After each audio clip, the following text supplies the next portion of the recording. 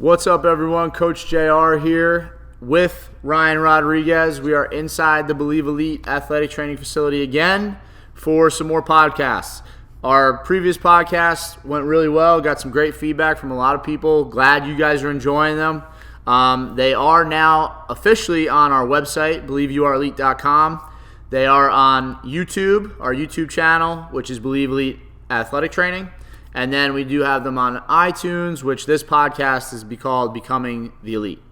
So, Ryan, we were just chatting it up a little bit before we started recording, and we were talking about just mindset and how, within the Believe Elite facility, a lot of mindset happens. A lot of mindset training, a lot of just self-motivation could come out of this place. And I kind of strategically put a lot of quotes on the walls, and I'm a big quote guy, so I just kind of selfishly did it for myself as the business grew.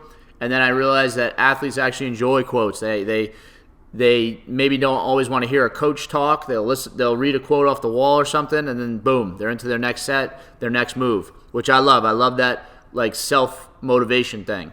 So a couple quotes on the walls that I feel are really powerful, and then I'm going to go into one of my personal favorites. On the wall we have Be the 1%, which, that's a thing we talk about a lot in here, and you can also hear about that on our podcasts and our YouTube videos.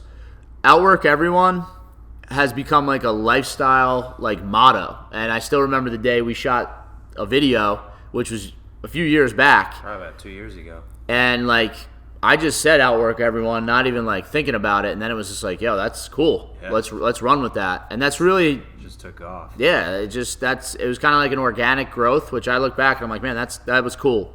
But one of my favorites is last set, best set. And I stole last set, best set from a unbelievable coach, great mentor. Honestly, probably one of the best coaches and motivators I've ever been around in person, Martin Rooney.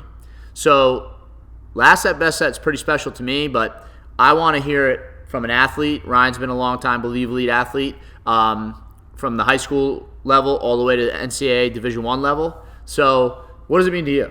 Yeah, so when I came here, you gave me that book, Train to Win by Martin Rooney. Awesome book. Yeah, it was awesome. And I had never heard last set, best set until we started training here, but basically what it means is you ride that rep out or you ride that exercise out all the way till the end. And, people have a tendency to, as things are getting rolling, as you're, coming closer towards the end of that workout, your fatigue starts settling in and you start waning off a little bit. But last set, best set is kind of that kick in the pants, get motivated, get right. Yeah, no, and same, for me as well, even when I'm working out or, doing any type of workout, I always just say, I did it the other day, just last set, best set, last round, best round. Yeah. For me, self-motivation is huge, and it's really not easy to, build that at all. And it's funny because I was talking to a few athletes recently, last night, and I'll get into why I was talking to them within these podcasts. And one of my most motivated athletes said to me last night, I asked him what his biggest struggle was to reach his ultimate goal. And he said, when I'm not training with you or I'm not with one of my other coaches, my sport coaches, I have a hard time staying disciplined and pushing myself to a point where I'm uncomfortable. And I said to him, I'm like, dude, that's normal. Yeah. It's really hard to push yourself when you're alone to a point where it's you're tired. Yeah. The fatigue is setting in and you're I gotta go more. When you have a coach in your ear, you have your teammates with you, then it's yo, I'm competing. I have that other voice. I just need to work, yeah. Has that ever happened to you? Absolutely. And one thing that sticks out with me in this particular story is that the kid is man enough to sort of say hey, this is an issue. Yeah. And he's also confronting his own coach with the problem. So, in terms of what he's dealing with, we all deal with it. But if you could at least say hey, this is something that I deal with, I mean, that's the first step into overcoming it. I completely agree, and again, you nailed it with that. This one athlete I was talking about is super mature. Yeah. You know, like has everything kind of organized how he wants to get things done. But again, perfect example of a kid who like you think is like unbeatable, and boom, that is a serious issue because I look at it, I'm like, all right, dude, totally understand, I get it, but I'm with you like 4 hours a week, max. Yeah. That's it. So like those other hours are really important, and I'm not even talking about like not being able to push yourself through like a fatigue wall. Yeah. I'm talking about like eating the right stuff, writing your goals down. What time are you waking up? What time are you going to bed? Like routine. So I think something that's important, something that I've definitely been dealing with in this time is now that quarantine's hit, now that we're not doing too much, you have a lot of time alone. So much. Is a good thing in certain aspects, but it's a bad thing in others, in the sense where, you know, negative thoughts start to creep in, insecurities start, you know, to knock at your door, and they start to kind of play a game in your mind.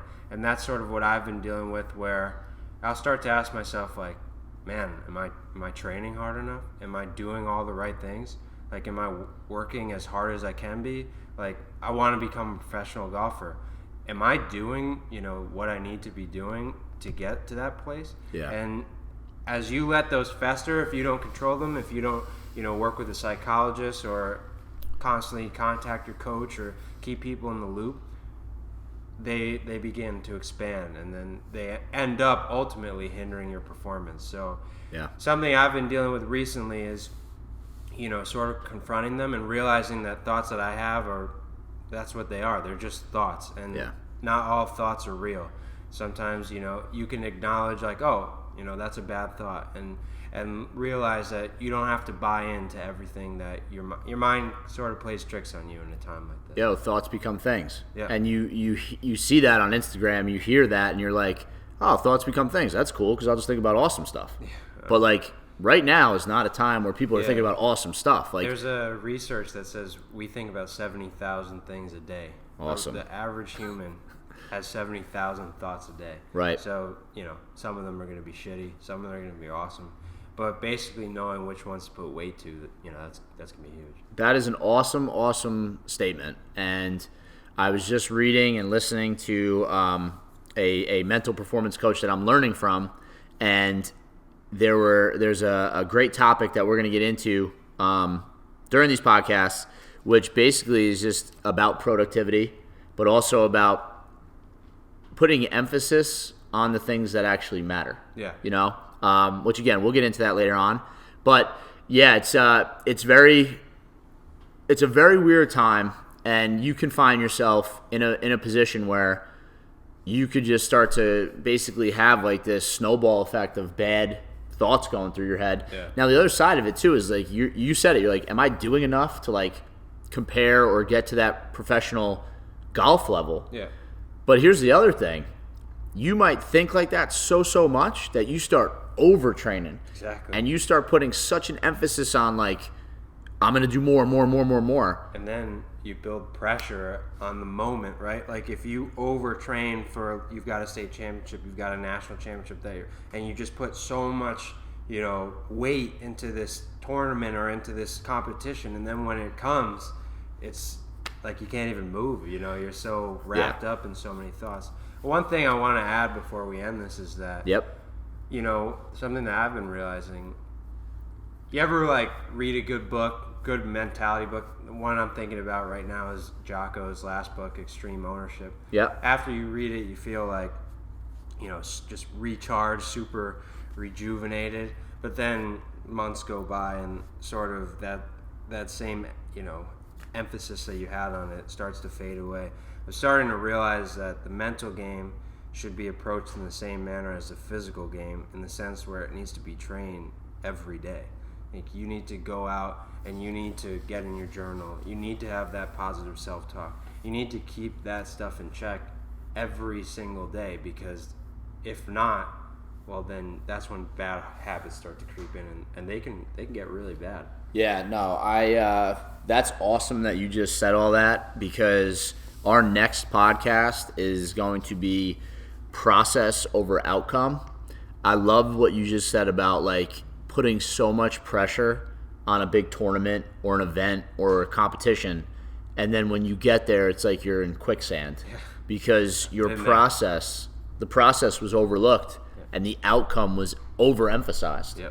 So our next podcast is going to go into that. And again, these podcasts, especially right now, hopefully you guys are all listening to them because I really want them to be like learning tools. This process over outcome thing and what we just spoke about is these things can be controlled. And right now is a perfect time to emphasize it because you can't compete right now. Like golf tournaments aren't happening. Baseball tournaments aren't going on. Basketball tournaments, like right now is the time to focus on dealing with this stuff. So when you do go back to competing, and this could definitely happen right now, everybody's going to be like, yo, we get to compete, we get to play. And they're not mentally ready for it, let alone skill ready for it, because I don't know how many people are actually practicing their skills either right now. And that also is part of the process. So we will delve into that in our next podcast. We appreciate your time, appreciate you listening. Give us feedback on these. Subscribe to our YouTube channel. You obviously can leave some comments on that. You can go to iTunes, Becoming Elite Podcast, and let us know what you think. We're really excited for these mindset podcasts because right now is definitely a time where we want to help build up the mental performance of Believe athletes and any other athletes or people that are listening to our podcast. So we appreciate you. Thank you for tuning in. Believe Elite Training on Instagram. Believe Elite Athletic Training on Facebook. BelieveYouAreElite.com. And that's about it. So we will see you in the next one.